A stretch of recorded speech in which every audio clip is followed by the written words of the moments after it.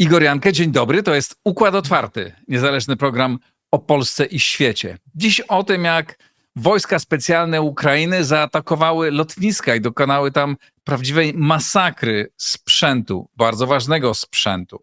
Jak to wszystko się odbyło? Jak doszło do wydarzeń, o których mówi się już dzisiaj, że przejdą pewnie do historii wojskowości, do historii takich ataków. O tym za chwilę porozmawiam z moim gościem. Bardzo dziękuję wszystkim Państwu, dzięki którym mogę prowadzić tę rozmowę, te i inne. Dziękuję wszystkim patronom, pozdrawiam Państwa. Bardzo serdecznie zapraszam na mój profil w serwisie patronite.pl. Zapraszam, żebyście Wy też byli współtwórcami Układu Otwartego. Możecie dołączyć do tego zacnego grona. Teraz łączę się z moim gościem. A oto mecenasi Układu Otwartego. Oanda TMS Brokers, dom maklerski oferujący możliwość inwestycji w instrumenty z całego świata, w tym fundusze ETF, a także oprocentowanie wolnych środków na rachunku. Kliknij link w opisie. Rosnące koszty IT hamują rozwój Twojej firmy? Z AMZO obniżysz wydatki nawet o 70%, wybierając polizingowy sprzęt IT sprawdzony, wydajny i gotowy do pracy. Kliknij link w opisie i pobierz specjalną ofertę dla firm. Nowoferm. Dostawca bram, drzwi i ramp dla przemysłu, logistyki oraz użytkowników prywatnych.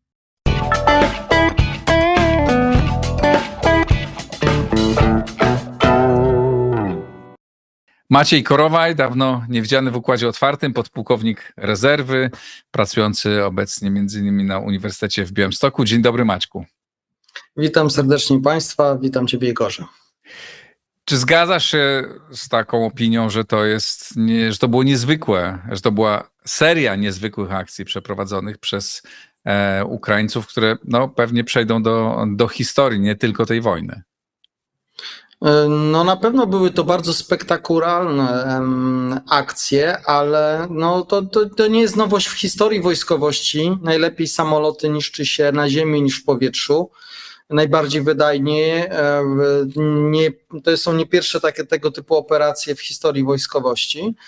Natomiast innowacją polega na to, że państwo, które się broni przed napaścią przez państwo większe, do tego dysponujące bronią nuklearną, bo tu aspekt nuklearny jest też strategiczny, bardzo ważny, broni się wszelkimi dostępnymi środkami asymetrycznymi, uderzając w żywotne interesy mocarstwowości tego państwa, czyli właśnie w coś, co się nazywa triadą nuklearną, czyli środki przenoszenia broni nuklearnej, mające dla danego państwa znaczenie mocarstwowe. Państwo, które posiada te środki, mimo różnych deficytów, jest traktowane jako państwo pierwszej kategorii. Tutaj uderzenie w te środki, a mówimy tutaj o lotnictwie bombowym, lotnictwie dalekiego zasięgu Federacji Rosyjskiej, pokazało słabość tego mocarstwa, że nie potrafi obronić swoich żywotnych interesów.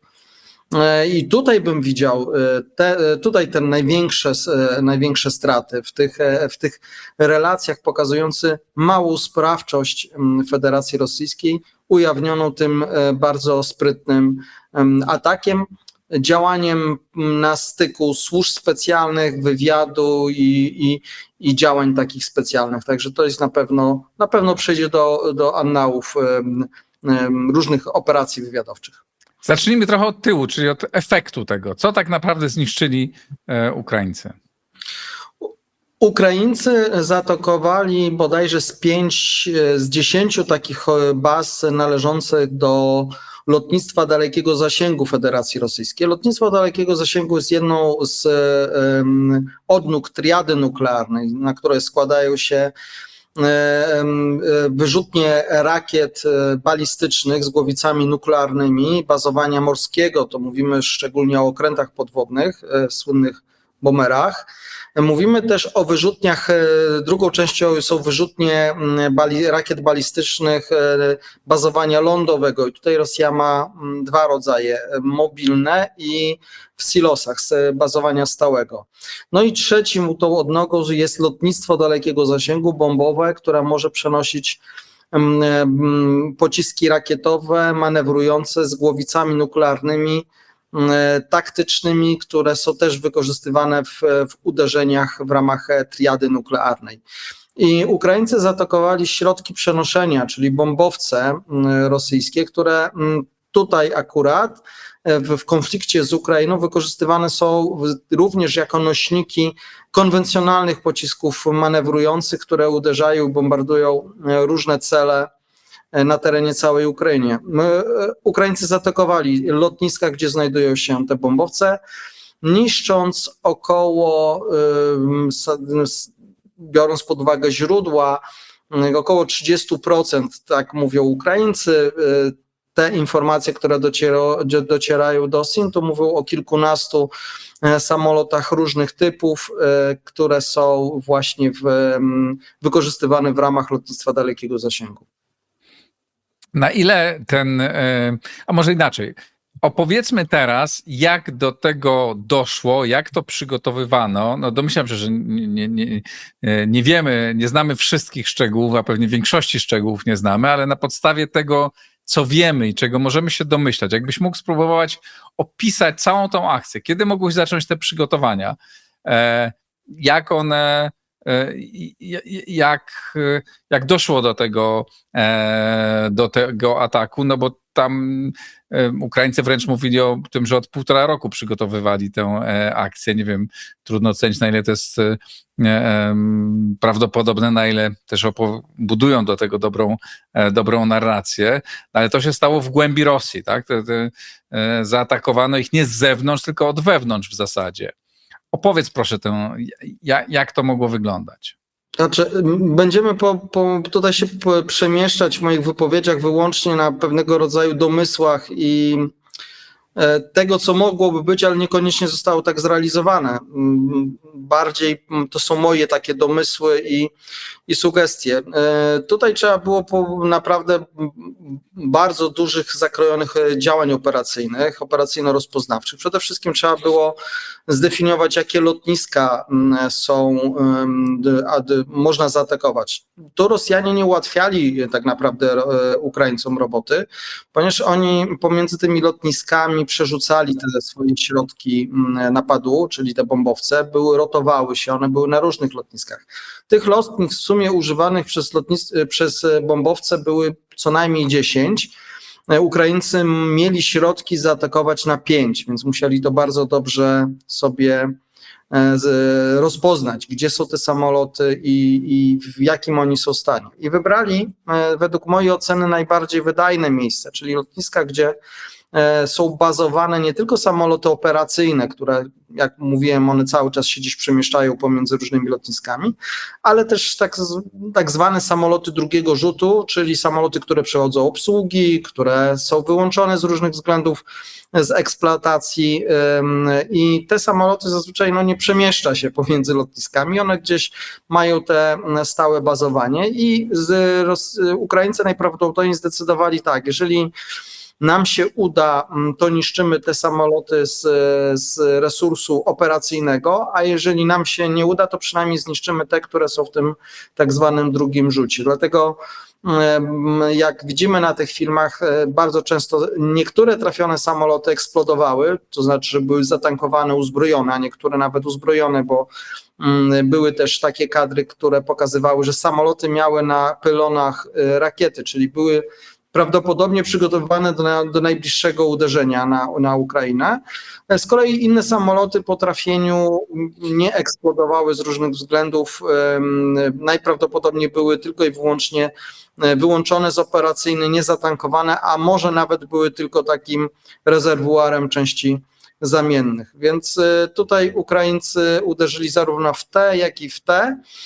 Część spektakularnie wybuchło i to mogliśmy potwierdzić, ale część po prostu zostało trafionych i też ci, co badają zdjęcia, do końca nie są pewni, jakie szkody poczyniono, ponieważ one nie miały jakichś dużych uszkodzeń, przynajmniej widzianych z pozycji zdjęć satelitarnych, co nie znaczy, że te uszkodzenia są dosyć poważne. Tutaj trzeba powiedzieć, czym uderzano w te samoloty. Otóż uderzano dronami które miały niewielkie dosyć ładunki wybuchowe, bo tutaj trzeba było pójść na kompromis, czy bateria, czy ładunek. Jak bateria, to mamy więcej czasu i możliwości przemieszczania z dalszej odległości. Jeśli są warunki atmosferyczne, wiatr, a szczególnie te lotniska są w takich rejonach, gdzie no, te warunki wieczne są dosyć utrudnione dla poruszania się takich dronów. Trzeba wtedy zwiększyć moc silnika, zwiększyć moc baterii, więc ten ładunek jest o wiele mniejszy. Tutaj Ukraińcy musieli balansować i tutaj pokazuje, jaką mają możliwości technologiczne, dobrać odpowiedni dron, odpowiednią konfigurację tego dronu do zadania. To jest i pierwszy taki problem, który trzeba było rozwiązać. Poza tym, żeby wybrać te cele, o których mówiłem. Następny problem, jak je dostarczyć do tego, w jakim maskowaniu, żeby one przetrwały podróż i przetrwały do momentu, kiedy zostaną użyte. To jest kolejny... Więc jeszcze, jak daleko te lotniska, te cele były od Ukrainy? No to były powyżej nawet kilku tysięcy kilometrów. To są odległości no, bardzo duże, bo były atakowane lotniska odległe no, w zasadzie w innej części nawet części czasowej Rosji, więc to trzeba jeszcze skoordynować, dostarczyć w jedno miejsce.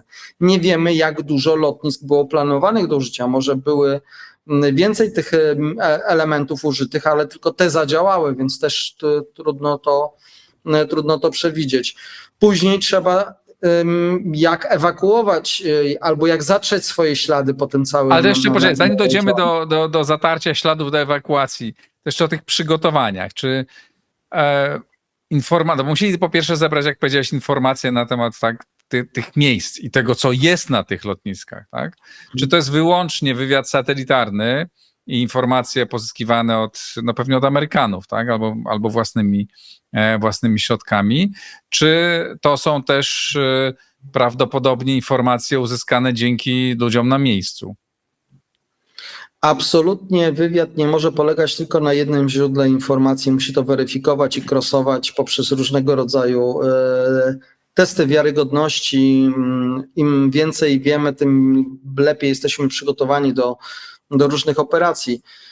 Nie wierzę, żeby to było tylko jedno źródło informacji. Na pewno było jakieś wsparcie informacyjne, chociaż niekoniecznie. Ukraińcy bardzo mocno rozwinęli swoje możliwości.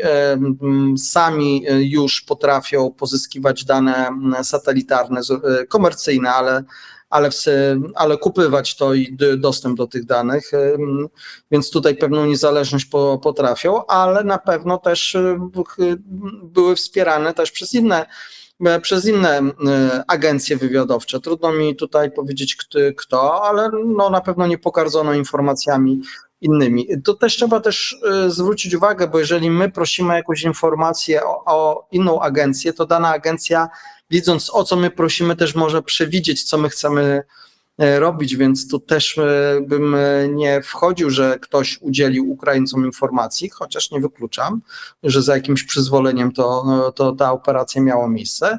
Z drugiej strony, jeżeli Ukraińcy to robili samodzielnie i nie chcieli tego ujawniać i sojusznikom, bo tam mógłby ktoś przychylny Rosji by dać cynk o takiej operacji.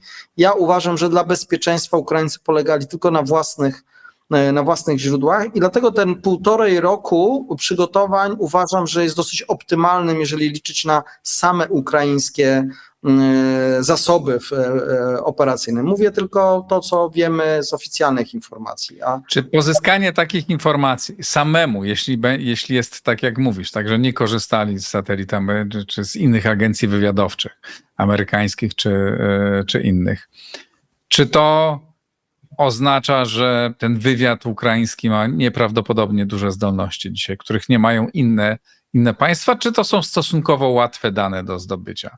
Opisanie znalezienie tych lotnisk, znalezienie co jest na tych lotniskach, gdzie stoi na tych lotniskach, które cele warto, które mniej warto, no bo tam ten atak był bardzo efektywny. Igorze, proszę Państwa, w wywiadzie jest tak, że przynajmniej w współczesnym wywiadzie nie ma problemu z dostępem do informacji. Żyjemy w tej zupie informacyjnej, która nas otacza. Środki pozyskiwania czy zdjęć satelitarnych, czy nawet zdjęć radarowych obrazu Ziemi, dostajesz już od firm komercyjnych za odpowiednie środki finansowe i to nie jest żaden problem. Problem jest z interpretacją i z analizą tych danych. I tutaj Ukraińcy mają przewagę nad państwami Zachodu, ponieważ państwo jako Ukraina walczy o przetrwanie i tam motywacja do tego, żeby zbierać informacje o odpowiedniej jakości, ją analizować i jakość oficerów, analityków i oficerów operacyjnych w poszczególnych służbach wywiadowczych ukraińskich, bo mówimy o 3 służbach ukraińskich wywiadowczych, CHUR, czyli wywiad wojskowy, SBU, które przyznało się jako prowajder tej całej operacji, jeżeli chodzi o tą operację uderzenia na lotnisko, i oczywiście jest jeszcze wywiad zagraniczny ukraiński, który jest taką cywilną służbą, która zajmuje się zbieraniem informacji. Ta wspólnota wywiadowcza CHUR-u, SBU i służby wywiadowczej zagranicznej, no na pewno współpracowało sobie, żeby zebrać ten konglomerat wszystkich danych, o których tu wcześniej mówiłem.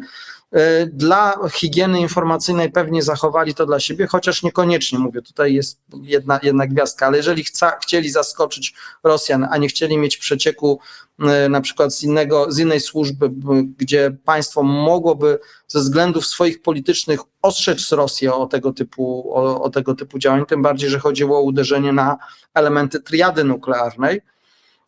Ja skłaniam się do tego, że Ukraińcy bardzo długo to robili i w swoim zakresie zdobywali dane, żeby nie zdekonspirować tej spektakularnej operacji.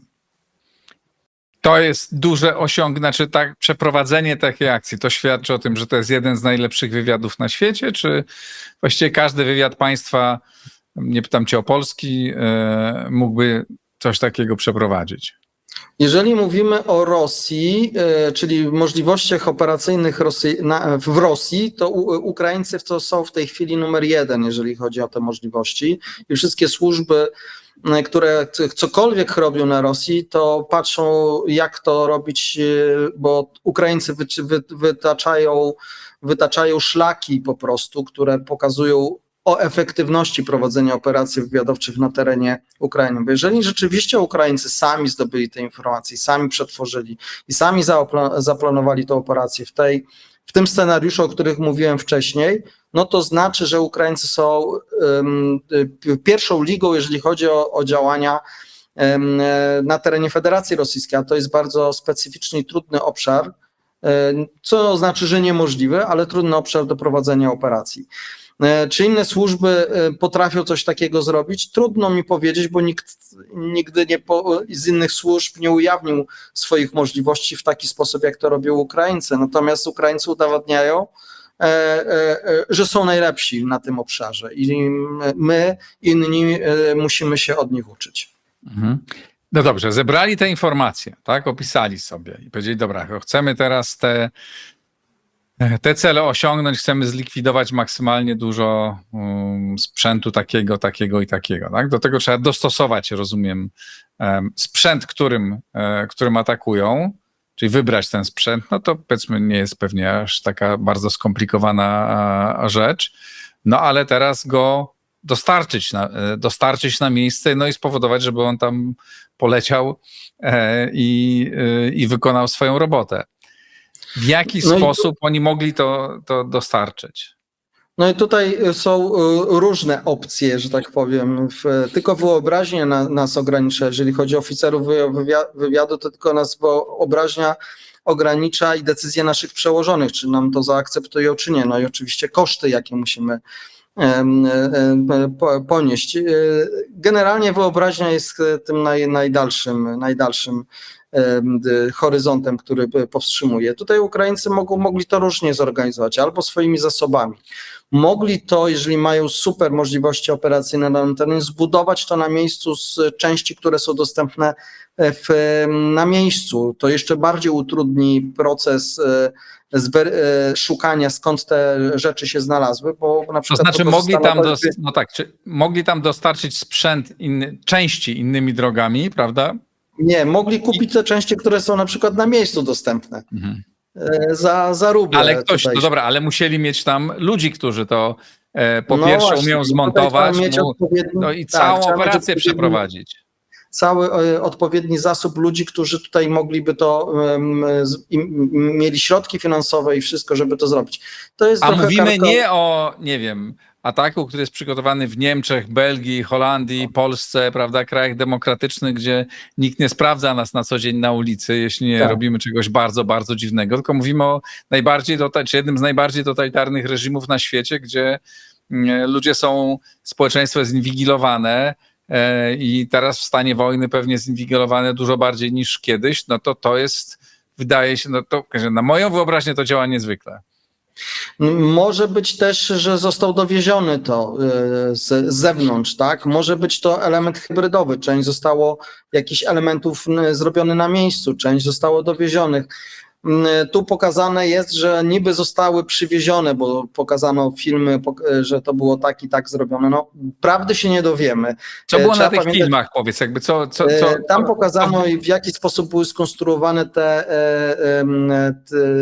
kontenery, gdzie ukryto te drony, które leciały. I one później po wykonaniu zdania eksplodowały, czy też się zapaliły, bo były widać też takie zadania, takie sytuacje, żeby ukryć jak gdyby skąd pochodziły i jakby zostały stworzone, to żeby utrudnić kontrwywiadowi rosyjskiemu historyczne podejście do zagadnienia, czyli odtworzenie historycznych zdarzeń, skąd to przyjechało, jak przyjechało i tak dalej.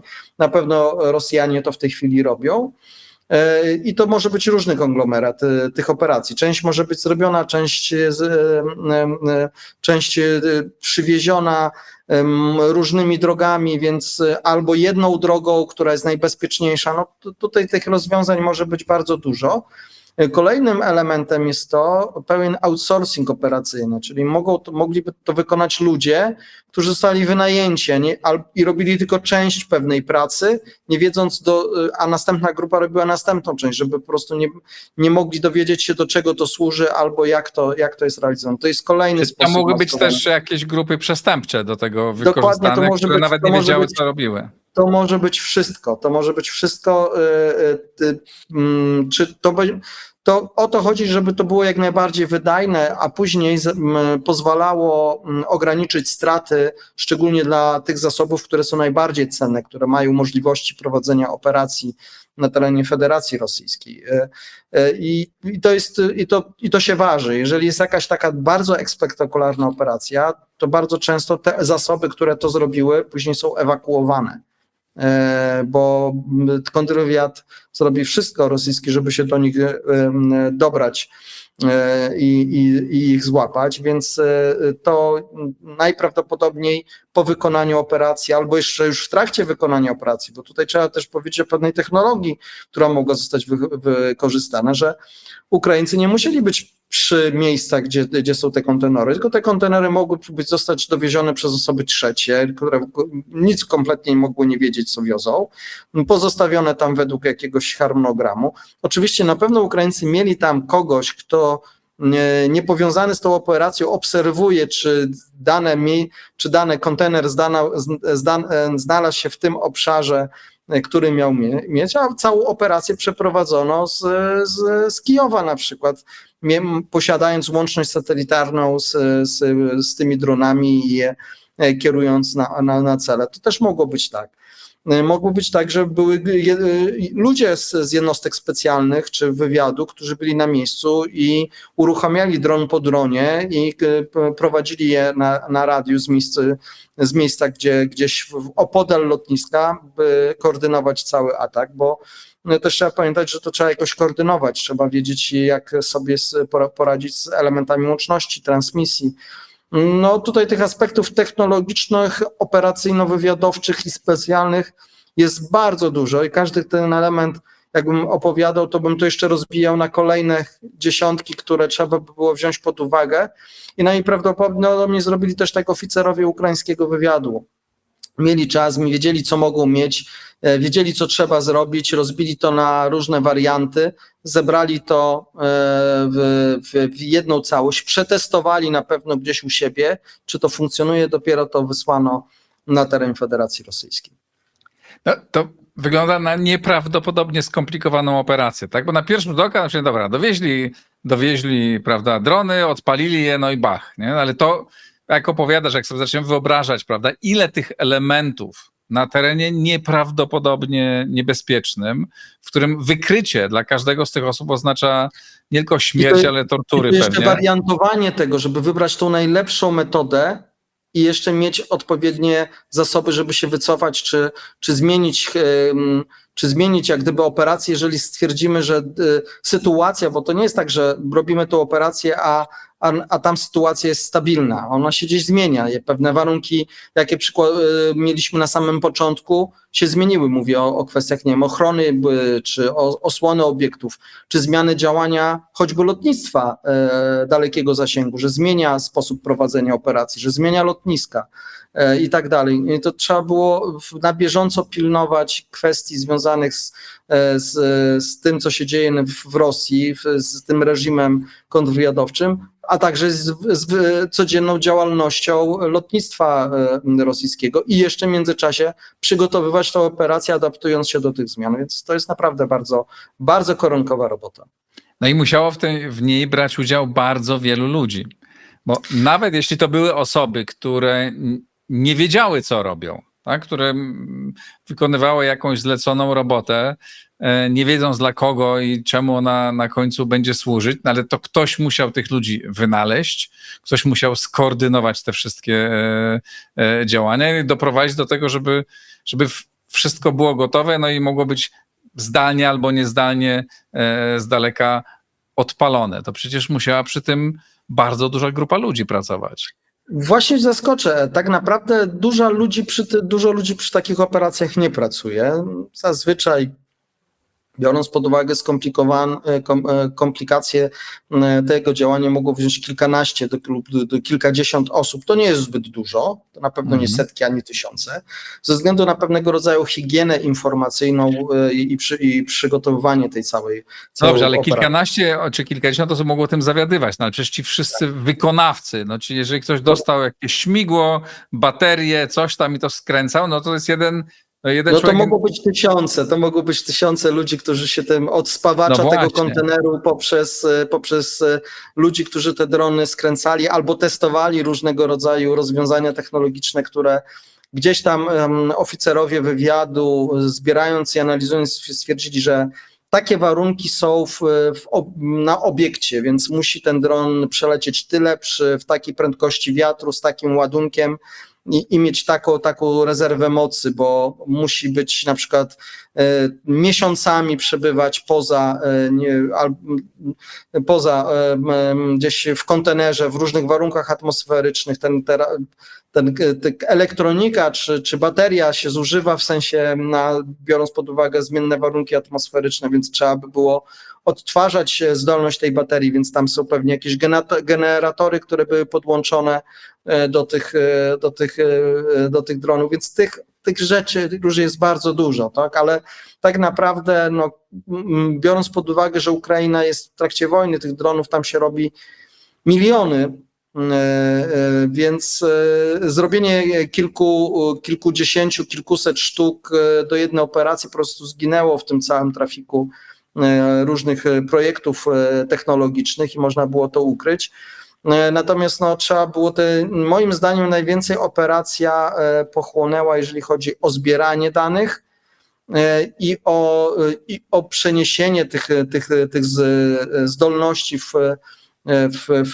do tych obiektów, które monitorowaliśmy. To było największym wyzwaniem pewnie u ukraińskich oficerów wywiadu, którzy to planowali.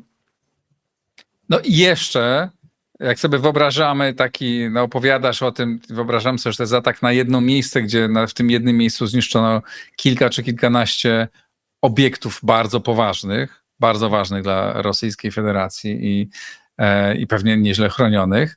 No a to teraz musimy sobie wyobrazić, że tego ataku dokonano w 5 różnych miejscach, mniej więcej w tym samym czasie. To jest jeszcze jakby powoduje, że ta historia jest jeszcze bardziej niebywała. Ja powiem więcej, Igorze, bo trzeba powiedzieć, że to była cała kaskada operacji, bo przed operacją na lotniska były operacje na koleje, były operacje na mosty, były fale uderzeń dronowych, które odciągnęły uwagę Rosjan od pewnie tych miejsc, gdzie nastąpiła ta kumulacja, a jeszcze po operacjach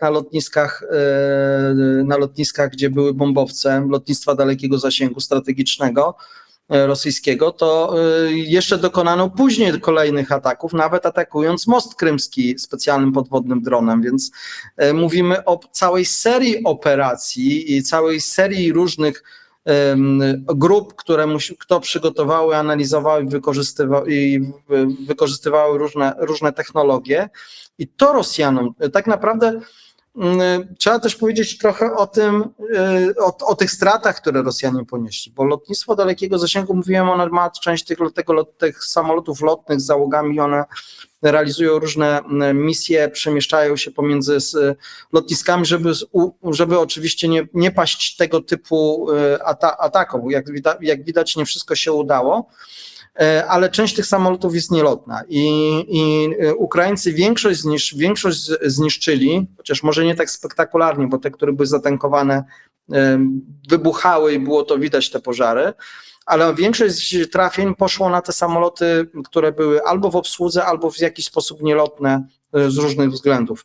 I teraz te samoloty, które są lotne, one po pewnym czasie muszą znowu przejść do tego drugiego rzutu, żeby odtworzyć swoje zdolności techniczne, a te, które były właśnie w tych drugim rzucie po odtworzeniu do zdolności techniczne, wchodziły na okres eksploatacji po to, żeby płatowce mogły i lotnictwo dalekiego zasięgu zachowało możliwość prowadzenia operacji lotniczych. Tutaj ten rytm się zaburzył, bo trafiono moim zdaniem większości tych nielotnych, które wypadły jak gdyby z tego rytmu i teraz trzeba będzie z tych operacyjnych znowu podzielić te samoloty na te, które będą musiały mimo wszystko być w gotowości, żeby tam te lotne mogły wykonywać zadanie. No, dla Rosjan to jest koszmar logistyczny w tym momencie i o to chodziło. W długiej perspektywie to ograniczy oddziaływanie lotnictwa dalekiego zasięgu na Ukrainę, ale też ograniczy w ogóle rosyjskie lotnictwo strategiczne, ponieważ większość tych modeli, które zostały trafione, Rosja już nie produkuje z różnych względów.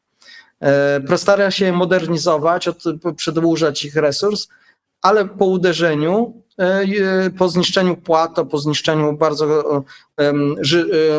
bardzo ważnych elementów samolotu, on przestaje być samolotem, może być najwyżej niepełnym magazynem części zamiennych dla pozostałych, ale jeżeli jest to takie duże zniszczenie po eksplozji amunicji na przykład, no to trudno już mówić o jakimś rezerwuarze. To, co się stało z lotnictwem dalekiego zasięgu, jest, powiedzmy, upokarzające, bo pokazuje przede wszystkim Rosję w takim charakterze, że jej siły strategiczne są podatne na atak dekapitacyjny. Bo wojna nuklearna, jakakolwiek by była, dzięki Bogu tylko rozgrywa się w głowach sztabowców, którzy to planują, to ma dwie fazy, dekapitację i anihilację. Dekapitacja polega na tym, że atakuje się środki napadu nuklearnego przeciwnika, do takiego stopnia się redukuje, że jego jakby odpowiedź na nasz atak jest na tyle słaba, że my jakoś to albo jest w ogóle wszystkie ma zniszczone, albo mamy takie środki obrony strategicznej, że te głowice nie dolatują, albo po uderzeniach tych głowic nie są to takie straty, które powodują, że nasze środki napadu nuklearnego są zdekapitowane. I teraz jak tamte środki już druga strona nie ma co strzelać albo są zniszczone, to następuje faza anihilacji, czyli mówimy drugiej stronie, że jeśli nie poddacie się, to wtedy jest uderzenie po prostu anihilacyjne na dane państwo. Taką taktykę zastosowali Amerykanie wobec Cesarstwa Japońskiego pod koniec II wojny światowej. Najpierw było dekapitacja możliwości Cesarstwa Japońskiego, jeżeli chodzi o działania ofensywne, później uderzenie, później wezwanie do bezwarunkowej kapitulacji, pierwsze uderzenie atomowe wtedy, bo to wtedy była broń atomowa, drugie wezwanie do kapitulacji nie poskutkowało, drugie uderzenie atomowej. To jest jakby powiedzmy pradziad wojen nuklearnych. Mniej więcej tak to wygląda i tak wszyscy piszą. Więc Rosjanie pokazali, że są ich triada nuklearna, przynajmniej część bardzo ważna, jest w stanie, można ją zdekapitować bardzo prostymi, niestrategicznymi elementami, atakami. I to tak naprawdę obezwładniło Rosjan. Nie strata tych kilku maszyn bombowych, co jest bolesne, ale to przechodzi w taki bardziej strategiczny wymiar, bo wszystkie państwa patrzą na Rosję i mówią, was można po prostu zdekapitować prostymi rozwiązaniami. Ta cała historia to pewnie spodziewam się, że powstanie na jej temat wiele książek, bo tu tak liznęliśmy, prawda? Jak poznamy te wszystkie szczegóły, to myślę, że to naprawdę materiał na parę książek i parę filmów szpiegowsko-wojennych, mrożących krew w żyłach z niebywałą dynamiką i bardzo, bardzo ciekawych i pewnie takie filmy powstaną. Ale najważniejsze jest to właśnie, jakie mogą być tego konsekwencje. Znaczy, co to znaczy, co ten atak oznacza dla obu stron, znaczy dla Ukrainy i dla Rosji. Dla Rosji trochę powiedziałeś, ale na ile to osłabi możliwość ich działania? Czy to jest tak, że najważniejszym efektem tego może być zmniejszenie ataków tymi ciężkimi bombami na Ukrainę? Znaczy, ataki na pewno nie ustaną, ale będą ograniczone operacje lotnicze z wykorzystaniem tych środków napadu powietrznego, które przenoszone są przez ciężkie bombowce. O Rosji już powiedziałam, co Ukraina dostała za to. Ukraina dostała za to coś, co jest niepodważalną, czyli my mamy wolę walki, nawet jeśli mamy problemy na froncie, bo Ukrainy mają problemy na froncie i tutaj bez dwóch zdań Rosjanie ogromnymi kosztami, ale do przodu, zdobywają szopę za szopą, wioskę za wioskę, ale nie osiągają swoich celów politycznych tym wszystkim. Natomiast Ukraina pokazała, że jednak Żeleński ma karty w ręku, może przeprowadzić na terenie Federacji Rosyjskiej własną operację eskalującą konflikt, bo to jest eskalacja konfliktu, uderzenie na środki triady nuklearnej. I on decyduje, kiedy użyje tych swoich metod. Zrobił to niezależnie, najprawdopodobniej, ja uważam, że tak nawet bardzo prawdopodobnie zrobił to niezależnie od woli czy Europejczyków, a już na pewno woli Stanów Zjednoczonych, bo Stany Zjednoczone jakby to wiedziały, to by pewnie nie udostępniły albo zabroniły, albo wręcz przekazały te informacje Rosjanom, żeby się mogli przygotować. Więc tutaj z Żeleńskim mówimy, mamy środki, wiemy jak to zrobić, swobodnie poruszamy się po terenie Federacji Rosyjskiej, mamy możliwości, bo nie tylko zrobiliśmy tą jedną operację, ale całą kaskadę różnych operacji i to przeraziło Putina i to też trochę pokazało Trumpowi, że nie masz na nas nacisku, a to jest bardzo ważny sygnał dla Moskwy, bo Moskwa sobie założyła, przynajmniej większość analityków z Rosji mówiło, zresztą chyba u ciebie też, Igorze, to mówiłem, że Ukrainę nie wygramy w Ukrainie, nie wiem, czy pamiętasz. I oni szukali tej wygranej w naciskach Trumpa na Ukrainę, w jakichś kwestiach związanych z dogadaniem się pomiędzy Stanami Zjednoczonymi a Federacją Rosyjską nad głową Ukraińców, nad głową Europejczyków i narzuceniem przez Trumpa tego, co się dzieje, co się ułoży z Rosją. Z kolei Trump lubi być po stronie zwycięzcy tak naprawdę i widzi, że Putin nie jest, i Rosja, Putin nie jest sprawczy w tej wojnie, tym bardziej Ukraina pokaże, że my jesteśmy sprawczy w tej wojnie na poziomie strategicznym. To jeszcze, jeśli mogę, cię zapytać, czy dorzucić jedną rzecz. No to powoduje, domyślam się, no nie tylko te straty, które poniósł, tak? Te konkretne, bardzo wymierne, że tam ileś tych samolotów, bombowców, ciężkiego, bardzo ważnego sprzętu, ale to oznacza, że teraz Putin musi znacznie zwiększyć ochronę różnych miejsc i spodziewa się, że ten atak może nastąpić w bardzo różnych miejscach, w związku z tym też musi przerzucić część sił na obronę. To znaczy też ci ludzie, ci żołnierze,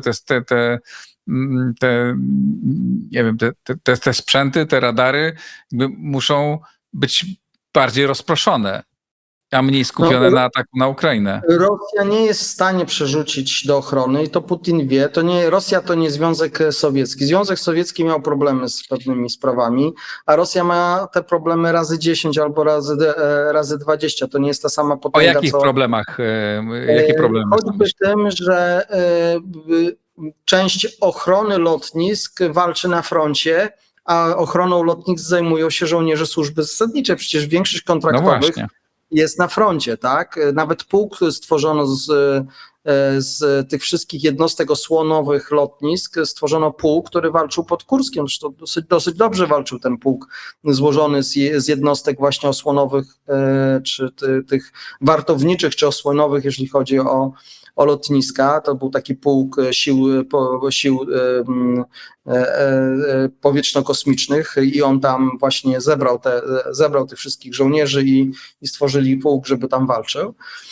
Więc są jakieś pewnie braki. Zresztą na jednym z filmów było widać, że młody żołnierz kręci z służby zasadniczej, który jest tam gdzieś wysłany na Daleki Wschód pilnować lotniska, odbywać swoją służbę, kręci jak właśnie te drony wypalają samolot za samolotem i to też jest znamienne, że zamiast bronić, ostrzeliwać, próbować cokolwiek robić, to po prostu sobie kręcił film.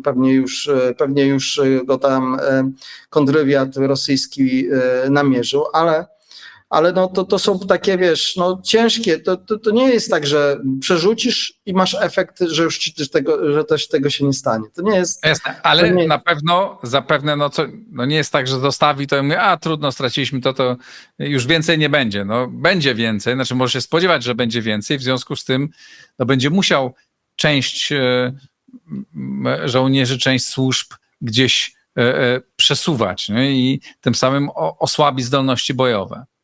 Moim zdaniem raczej nie, bo to jest tylko na alibi zrobienie, a kosztem tego, co może się zdać na froncie, a na froncie na razie działanie. Moim zdaniem tutaj będzie walka, czy eskalujemy ten konflikt dalej i tutaj rozmawiamy wieczorem, czyli już po rozmowie Putina z Trumpem, bo Putin dzisiaj dzwonił i do Trumpa i do papieża, pewnie się poskarżyć na to, że tak to wyszło. Po prostu chcę zobaczyć, czy Trump jeszcze kontroluje tą sytuację, czy Stany Zjednoczone zezwoliły na ten atak, bo tutaj w Rosji jest taka rozterka. Albo Stany Zjednoczone zezwoliły na ten atak i pomogły, albo nie zezwoliły i nic nie mogły z tym zrobić. I nie wiadomo, co gorsze. Oba te scenariusze są dla Moskwy złe. Dlatego pewnie był telefon do Trumpa, żeby ustalić, co się dzieje, a z kolei jeszcze Kongres przygotowuje mega sankcje i to wtórne sankcje, nie na Rosję, ale na państwa, które z Rosją współpracują i to może być taki game changer, który to zmieni. I po tym telefonie nagle Trump napisał coś, później to skasował, później znów napisał i jeszcze link do artykułu, który właśnie opowiada o tych sankcjach. Czyli ta rozmowa nie do końca chyba przebiegła tak, jak Putin chciał, albo tak mi się wydaje, bo później Rosja najpierw nie zerwała tych, bo trzeba przyznać, że atak ukraiński nastąpił przed tym rozmowami w Stambule i była taka obawa, że Rosjanie zerwą te rozmowy, a Rosjanie właśnie nie zerwali tych rozmów, przyjechali, nie zmienili swojego stanowiska, nawet je trochę bardziej podkręcili, można powiedzieć, Natomiast była taka opinia wśród części rosyjskich analityków, którzy czytałem, że może lepiej chłodno skalkulować i nie robić nic gwałtownie, wyczekać to i nie eskalować tego konfliktu, bo co byśmy nie zrobili, to będziemy grali na scenariusz ukraiński, bo jeżeli uderzymy na przykład na NATO w odwecie, no to Ukraińcom o to chodzi, tak? Ten konflikt wychodzi poza Ukrainę. No nic nie zrobimy, no to jesteśmy słabi, prawda? I nie jesteśmy sprawczy. Trzeba by zadzwonić pewnie do Trumpa, żeby może coś sprawdzić, czy on maczał w tym palce, albo niech coś zrobi z tymi Ukraińcami. No Rosjanie tak czy inaczej po tym uderzeniu, co nie zrobią, to ogon jest z tyłu, tak? Więc to jest bardzo trudna sytuacja dla Kremla. Jedyne wyjście, jakie mogą jeszcze brać, to jest eskalacja, czyli ogłoszenie stanu wojennego i ruszenie z całymi zasobami na Ukrainę. To jest bardzo ryzykowne ze względu na, chociaż Ukraińcy są słabsi i jeżeli Rosjanie zużyją wszystkich swoich zasobów, co chomikowali przez większość czasu, bo tego nowego sprzętu nie wysyłali na front za dużo, tylko gdzieś tam gromadzili po swoich garnizonach i ruszą ze wszystkim, to raz, że jeśli będzie stan wojenny, to skończą się kontrakty, więc już nie muszą płacić tyle pieniędzy, bo w stanie wojennym to jest zupełnie inaczej inne, jeżeli chodzi o rozliczenie. Tam się kredytuje jak gdyby służbę i później po stanie wojennym się jakby żołnierza spłaca w Rosji, przynajmniej takie są też parametry. Tam Putin w międzyczasie wprowadził kilka dekretów zmieniający pewien charakter stanu wojennego na terenie całej federacji, bo wcześniejsze dekrety dotyczyły tylko rejonu specjalnej operacji wojennej, więc tam coś się dzieje i pytanie, i pewnie są dwie opcje na stole. Ta bardziej spokojna, wyczekująca, może nawet pójście na pewne ustępstwa, żeby wylizać rany, trochę Ukraińców ukrócić, zabezpieczyć swój teren, zwiększyć reżim kontrwywiadowczy, powyłapywać te wszystkie zasoby, które Ukraińcy porobili na naszym terenie, jednocześnie odtworzyć swoją armię i uderzyć na Ukraińców, którzy będą się kłócić o prezydenturę, prawda, czy tam w kwestiach politycznych, jak to Ukraińcy, wtedy wykorzystać swoją szansę. Tak mówią rozsądni Rosjanie, których czytam, natomiast ci bardziej agresywni mówią, stan wojenny, uderzyć, a jeszcze bardziej fanatycy mówią nawet użyć broni nuklearnej, a jeszcze najbardziej to użyć broni nuklearnej na NATO, więc to tak mamy rozstaw rzeczy. Ja uważam, że Rosjanie są bardzo wyrachowani, potrafią iść na ryzyko, ale to są bardzo wyrachowani przeciwnicy i raczej pójdą w tą opcję wyczekiwania i spróbują to jakoś przerobić na swoją korzyść, tą stratę. Czy ci, którzy mówią o potrzebie tego ostrego ataku, czyli użyciu broni nuklearnej, powiedzmy taktycznej na terenie Ukrainy, to są ludzie wpływowi, tacy, którzy mają ucho u Putina, czy to są tacy wataszkowie publicystyczni? To są wataszkowie publicystyczni, niemniej ja nazywam ich trybuni ludu, a niekiedy trybuni ludu potrafią i mieć wpływ, mimo że nie do samego ucha, ale samym głosem ludu mogą jakby sprowokować działanie cara, tak? Natomiast w większości to są dosyć rozsądni ludzie, którzy są patriotami rosyjskimi, jakby na nich nie patrzeć i widzą przyszłość Rosji bardziej w dłuższej perspektywie i wiedzą, że tego typu użycie broni nuklearnej to w zasadzie kończy politykę taką, o jakiej rozmawiamy w tej chwili, tak? I zamykamy ten rozdział i wchodzimy na zupełnie bardzo niebezpieczny rozdział, gdzie Rosja może przegrać, a już po użyciu tej broni na pewno stanie się państwem specjalnego nadzoru, globalnego specjalnego nadzoru. Więc tutaj nie mówimy już zupełnie o innych rodzajach polityce. Więc to mi się wydaje, że jest bardzo mało prawdopodobne, co nie znaczy, że niemożliwe. Tym bardziej, że Rosjanie zwiększyli swój potencjał operacyjnej broni taktycznej w ciągu ostatnich 2 lat prawie dwukrotnie, stwierdzając, że lepiej więcej broni mieć taktycznej, bo możemy straszyć Europę, niż tą bronią taktyczną, strategiczną wystraszymy Amerykanów, bo jak widać nasze siły można łatwo zdekapitować. Amerykanie mają potencjał, żeby zarówno użyć broni nuklearnej, jak i konwencjonalnej, żeby zdekapitować potencjał nuklearny Federacji Rosyjskiej do takiego stanu, o jakim wcześniej mówiłem. Więc, A jeśli... więc tutaj ten opcja nuklearna raczej nie. Opcja stanu wojennego, żeby zwiększyć napięcie i takiego kognitywnego, psychicznego oddziaływania, gospodarczego oddziaływania na Europę i na Ukrainę, bardziej na Europę, żeby Europa wtedy naciskała na Ukrainę, mi się wydaje, że tak.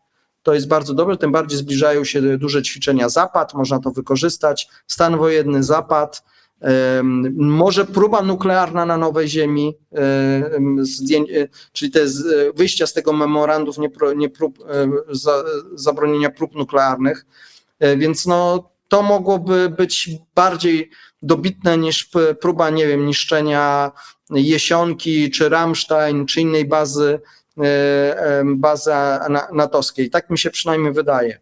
I chyba idziemy w tym przepraszam, ale czy jeśli chodzi o ten stan wojenny, czy to nie jest tak, że to wtedy musiałby ogłosić masowy pobór, również mieszkańców Petersburga, Moskwy i innych wielkich miast, no a tego nie chce robić za wszelką cenę, no bo tam mógłby stracić poparcie, to by mogło grozić jakimś próbą zdestabilizowania wewnętrznej sytuacji. Rosjanie stracili w różny sposób, czy też rannych, czy zabitych, czy poszkodowanych prawie 1 milion żołnierzy w tej wojnie. A w Afganistanie przez 10 lat 27 000 i Afganistan był jednym z gwoździem do trumny z Związku Sowieckiego. A mówimy o 27 000, które teraz mitologia Afgańca jest w Rosji. Putin z tych bojców, czyli z tych żołnierzy specjalnej operacji wojennej robi w Rosji coś bardzo, bardzo ciekawego. To się nazywa czas bohatera i wprowadza ich do administracji, do kwestii politycznej. Zajmują ci weterani,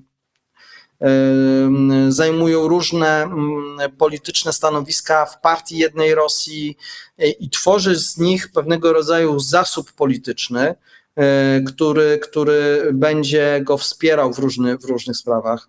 I to robi coraz silniej i bardzo intensywnie, więc tutaj i z tego na przykład środowiska idzie bardzo dużo informacji. Zróbmy właśnie stan wojenny, pokażmy całemu światu, Europie, Stanom Zjednoczonym, że z nami są nieprzelewki i niech zaczną z nami gadać. To nie znaczy, że oni mówią, że idziemy i idźmy na wojnę, ale możemy tym stanem wojennym pokonać Ukraińców i jak pokonamy Ukraińców, to wtedy z nami będą gadać, no na takiej zasadzie.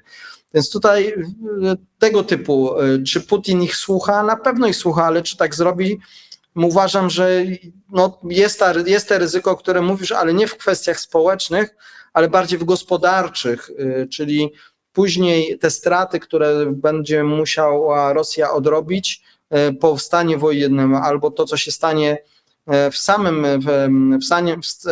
samym tym otoczeniu, może gospodarczym i społecznym, może spowodować, że Rosja nie wróci już do tego stanu sprzed wojny. A co może zrobić teraz jeszcze Ukraina? Czy twoim zdaniem to jest tak, że oni wypalili prawdopodobnie wszystko, co mieli i przez teraz będzie będą się raczej przygotowywać do obrony przed jakąś retorsją, no bo ona zapewne nastąpi. Znaczy jakaś próba rewanżu, prawda, pokazania tego, że z Rosją nie można tak postępować. Zapewne będzie, czy na ile ona będzie skuteczna, nie wiadomo. Czy też to wcale nie musiało być wypalenie wszystkiego, tak? Może jutro, pojutrze, w kolejnych dniach będą kolejne akcje, albo za 2 tygodnie jakby mogli pozostawiać tych pułapek, czy tych miejsc, z których można atakować znacznie więcej i tu możemy mieć jeszcze obserwować wiele ciekawych rzeczy.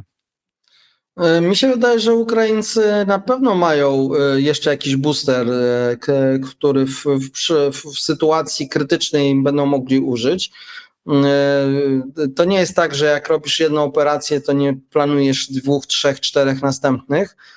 Najprawdopodobniej tak to się dzieje, biorąc pod uwagę, że nie możesz wyjść z terenu, na którym masz taką możliwość. Oczywiście musiałeś ewakuować część środków, ale musisz cały czas zachować możliwości operacyjne, więc jedne środki się dewaluują w trakcie operacji, a inne się rozwijają, więc tutaj jestem przekonany, że Ukraińcy, znając już dobrze ten teren i sposób reakcji Rosji na pewne rzeczy, po prostu się zaadoptują i cały czas będą utrzymywać pewną presję operacyjną, co Rosjanie sobie zdają z tego sprawę.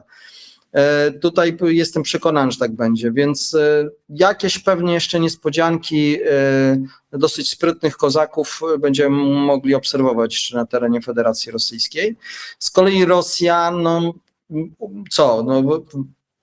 można to porównać do tego, jeśli cały czas masz deszcz, to trochę jak będzie kolejna burza, to ci nie zrobi na tobie żadnego wrażenia. Więc jeżeli Rosjanie... No ale ta burza to była taka z gigantycznymi piorunami.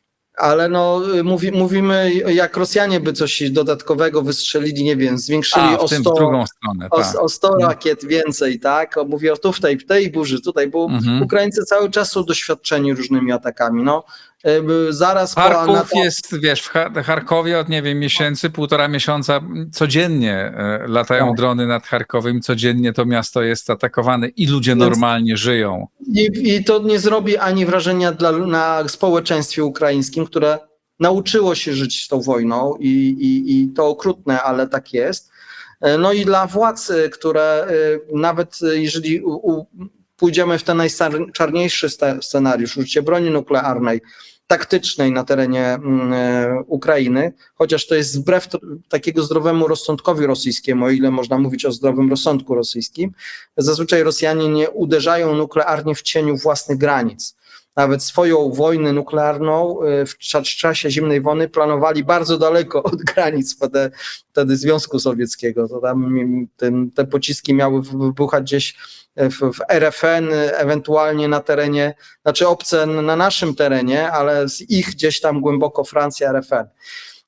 Te ćwiczenia wszystkie rosyjskie też dotyczą raczej głębokich uderzeń nuklearnych. A trzeba przyznać, że broń atomowa taktyczna to nie jest tak, jak nam się wydaje, że trzeba rzucić jedną głowicę i jest dziura w froncie, można wtedy przechodzić przez to.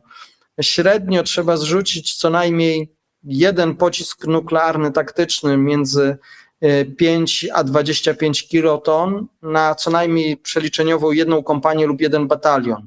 A tych batalionów na froncie jest setki. Rosja ma setki głowic taktycznych, ale tylko niewielka ilość jest z nich operacyjnych, bo to kosztuje, utrzymywanie głowic jest kosztowne, więc lepiej utrzymać te ciężkie głowice strategiczne, które świadczą o twojej mocarstwowości, niż te małe, taktyczne, które nie dolecą do Waszyngtonu.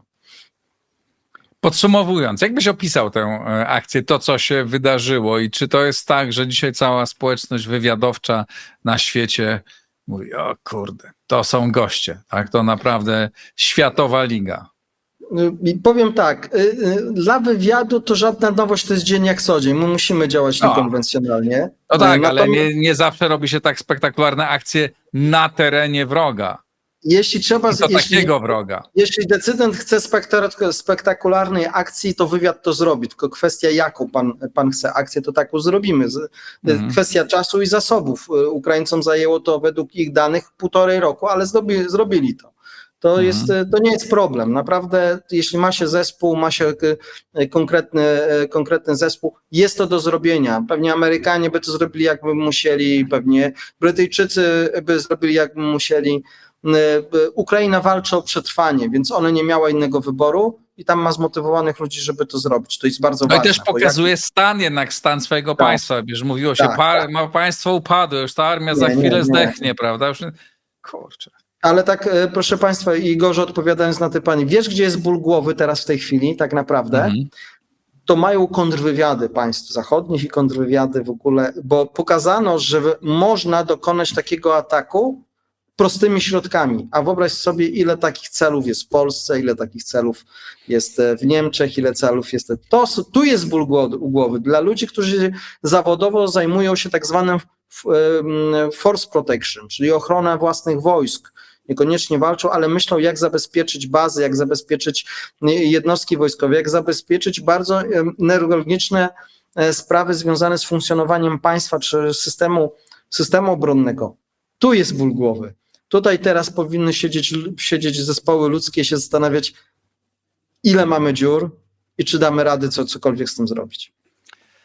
Obawiam się, że lepiej o tym my nie mówmy, ponieważ nie wprowadzajmy złej atmosfery, ale myślę, że mamy wiele wyzwań my przed sobą jako Polska i wiele pracy do wykonania i tym bardziej mam nadzieję, że w tej nowej sytuacji politycznej, która jest, wszystkie obozy będą ze sobą współpracować nad tym, żeby tych dziur było jak najmniej.